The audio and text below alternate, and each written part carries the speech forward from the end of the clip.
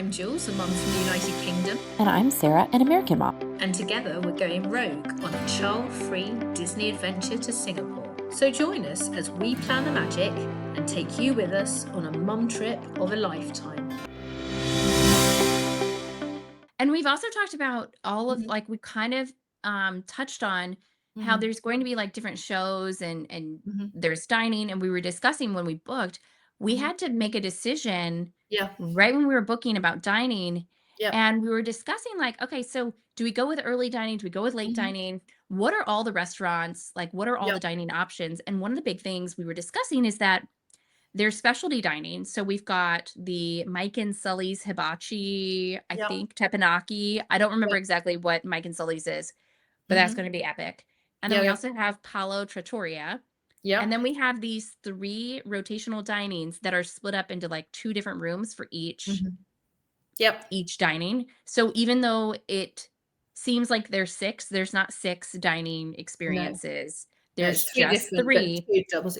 but 2 different rooms. So we are, when we go to those rotations, we are going to try to peek into the other room. Maybe we'll just accidentally go to the wrong one every time. And they'll be like, "Oh, you're in the wrong one." And we'll be like, "Oh, okay, let me take a few pictures," and then we'll leave. Well, you know what? We might be able to chat to the cast members, because what will be really good, I think you probably agree, is that it'll be really good to kind of get like a kind of a view of the rooms when they're empty. So, maybe just as they're setting up, probably before first dining, or even after second dining, right, when it's cleared away mostly, we might be able to kind of chat to the manager of the room and kind of the cast member who's in charge and say, hey, can we get some footage? That might be really good. And then also we can just enjoy our food as well. That's the other thing.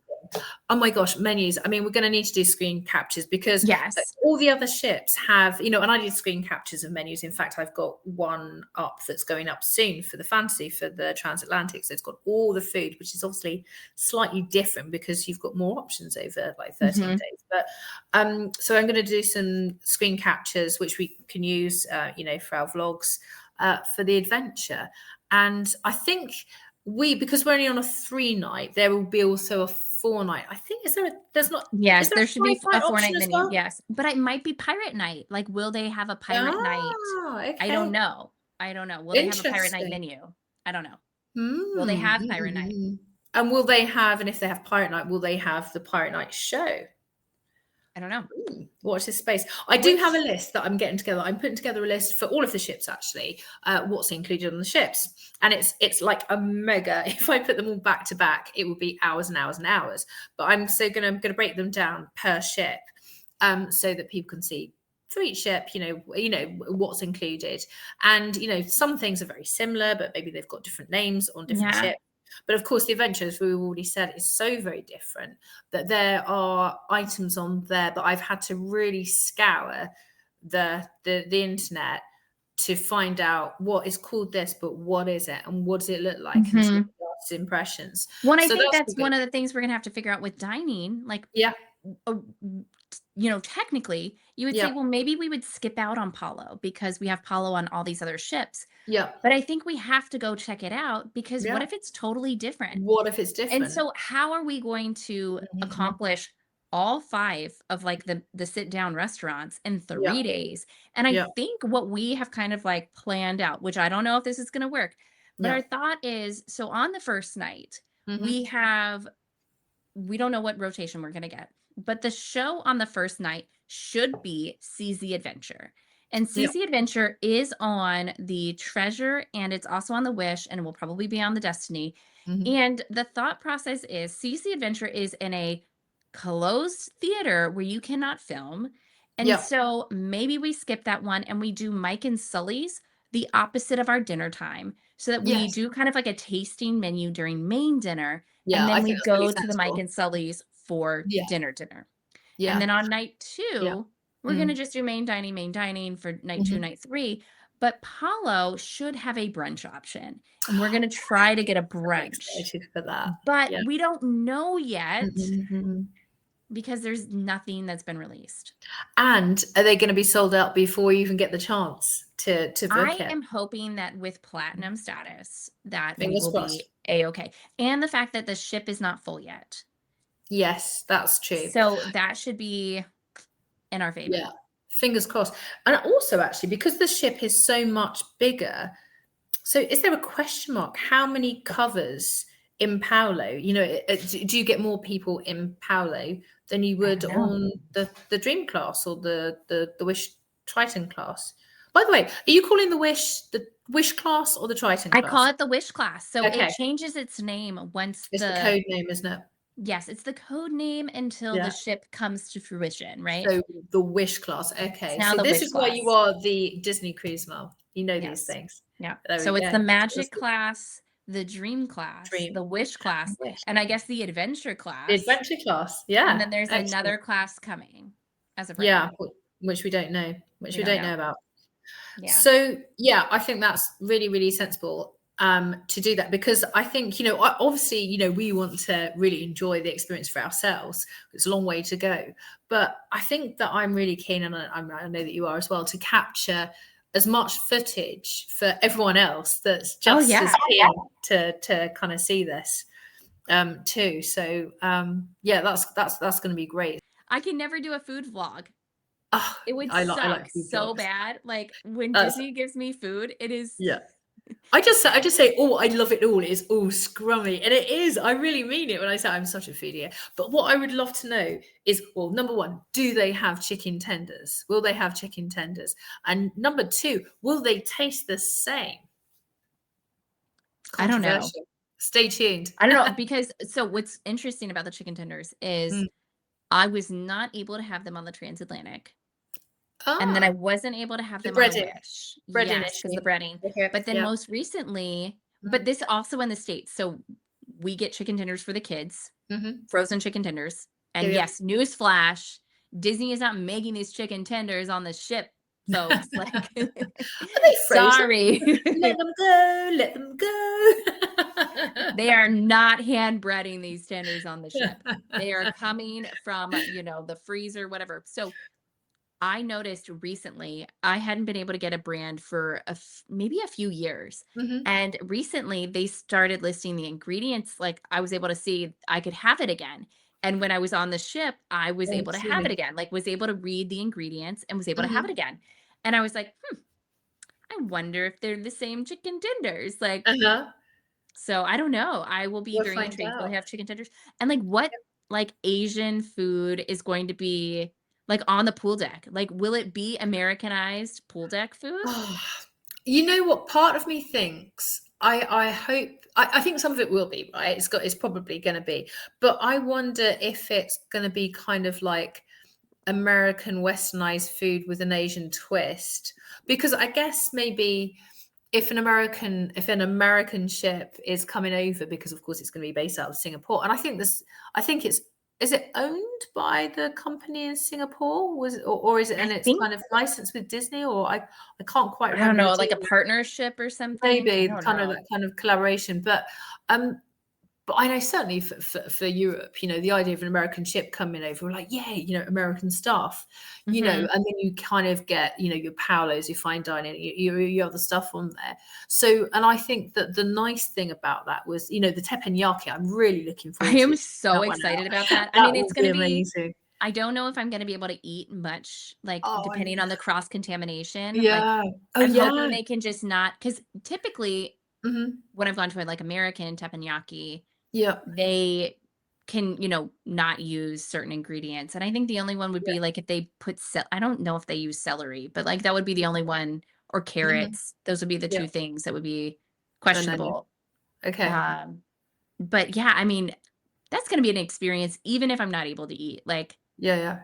that is that's gonna be amazing. It's gonna be good. And have you ever been to in Epcot? Oh my gosh, remind me. What's the name of the fabulous teppanyaki there? In I can see it, but I don't oh remember my what the name lord, is. Okay, we need to chat GPT it. I went But there we for have my them like all over the US. Do y'all have them in We've England? got a few in London and the big cities Okay. and stuff, but they're not as they're nowhere near as common. And I would love I would love one in our little kind of hometown and Well, I stuff. mean, But they're a little pricey, but yeah, but but I so mean, good. like it's because it's incredible, right? Like you're Yeah, paying it's for so the good. show too. It's And it's a amazing. show, and you kind of It's a show. you get the little funnel volcano. It's like goes choo choo, Hmm. and you get the hidden Mickeys, and you get all the things, and yeah, it's just the best experience. It's so good. So yeah, I'm really looking forward to that, and it Oh will my gosh, be and really. because we're gonna do it on night one, we're gonna make friends. Oh my gosh, that's gonna be good. That will That's be gonna be really good. so good I because know. like, I love that. I think one of the hardest parts about cruising with little kids, Mm. especially having a child that has high needs and Down syndrome, like I don't get to make friends on ships because I Yeah. am busy. Like The I'm not bandwidth is like completely full. Yeah, you're and I'm just like totally in the so zone. stoked. I mean, we're gonna be like business on this cruise, but we're gonna Yeah. make friends, like we're Yeah, gonna have some fun. for I'm sure. excited, right? Like the Now, idea.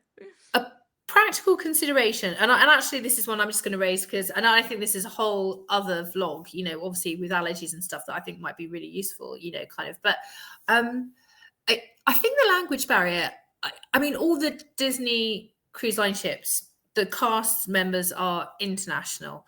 And so Hmm. there's, kind of, I think that you will not have a problem making yourself known in terms of your allergies. Are you feeling pretty confident about that? I would imagine Yeah, there's, and it seems like I just looked it up to confirm. Singapore yeah. has four main languages, and one Hmm. of them is English. Yeah. So I do feel pretty confident that like there will be a lot of English speakers around, but Yeah. I will need to do some due diligence, and this will be like on Mhm. my to-do list of like Yeah. getting translation for like getting an allergy card that Yeah. has the translation of the foods that I'm allergic to in Hmm. a bunch of different languages so Yeah. that I can present this to someone and they know Hmm. what I'm talking about. There Um, should be an app for that.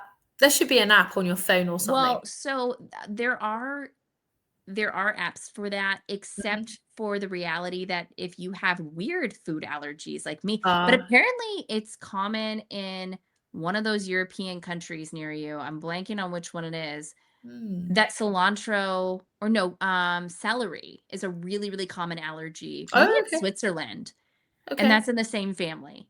But Okay. apparently like 14 or 15% of the population is allergic to it Ah, somewhere in Europe. But okay. yeah, very interesting, but, it's not one of the top 8 or 9 in the United States, so Okay. most people don't like, most if I were to get an allergy card Mhm. or the apps, or even, like, when you go to a restaurant, they have to Mhm. label the top Mhm. 8 or 9, and Yeah. outside of the top 8 or 9, they don't have to tell you what's in it. Okay, so with that in mind, actually, sorry, I know this is kind of not to turn this into an analogy kind of session, I guess, although we can do what we want. I know. But Maybe we'll cut it. we can do what we want. It's okay. Um, um, with that in mind, will there be Asian ingredients that don't come up on your allergy radar normally because they're not normally in your regular diet or an American Yeah, diet, Western that's diet? definitely a concern, but I think the bigger concern is the fact Mm-mm. that Disney has kind of changed, like, over the years. They have the ingredients that they are importing, which will be different than Asia, and I don't know how Asia does things, but at least Mm. the United States, when they import sauces or, thinking even like the chicken tenders on deck, a Yeah. lot of those things now just say, like, breading, flour, Quite generic. oil, and Yeah, then it yeah. just says spice. Oh, yeah. And Okay. they That's good don't to say what specify. spices are Yeah. involved. Or even Yeah. like your au jus for, your lovely beef tenderloin, Mhm. whatever. Mhm. It just says like red wine, vinegar or whatever. And then it just says Mhm. spice. Yeah. And so that completely wipes off like half the things on the ship or That you can have. more Mm-mm. because we don't know what the heck spice is. Yeah, And so yeah. that's going to be the real challenge, and I don't know if in, like, Asian culture, if it's customary to list all of the ingredients, like, Mm-mm. what things are in play there, but I do believe because we're gonna be in Singapore and the Mhm. high standards of Singapore, I Yeah. do think I'm hopeful that is going to be something that I don't have as much of an issue with. Yeah. I would hope so. And I think again, it's we're kind of in that respect, you'll be kind of like leading the charge, because it's a lot of unknowns and things like that.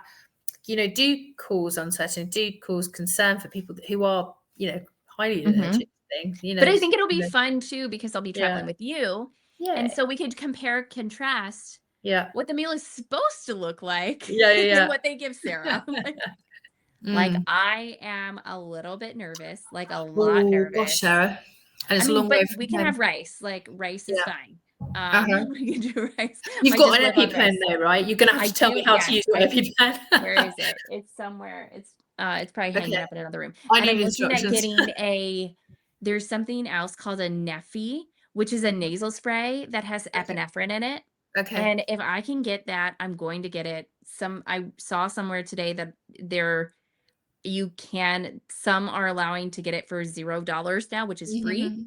But when I was looking at getting it, it was like a $200 copay to get like life-saving medication, by the way. Like, this is not, this isn't like just some like, make my life better Let's kind of stick thing. that in. That's kind of like paracetamol or something. Yeah. But I mean, like, that stuff is, and I'll like, in a situation like this where it's going to be international, I would be bringing EpiPens. Like, I would get multiple sets of all of this stuff, because it'll be so far from home. Yeah. But I like the idea of having like a nasal spray, because the idea of just like jabbing yourself in the leg is, it's good to have control of that, over that yourself. I like, the idea of, let me just spray my nose versus like, let me just stick a needle in my leg. Like, I don't know if it's natural for other people, but the anxiety of like, earlier I this can't summer imagine what it must be like. It must be I had a so horrible. situation where I really needed to use the EpiPen, and I'm like skirting towards like, closer and closer to like the full shock of anaphylactic shock of like, passing out. And I'm like, I will take anything before like jabbing myself in the leg. And I'm like, this should not be this, anxiety inducing but like a nasal spray, I'd be like, oh, let me just. It's a bit more discreet, isn't it? It's a bit more discreet. But it's like less, it's less scary. Like, like people use nasal spray all the time, and it's not a needle. Like, I don't know why.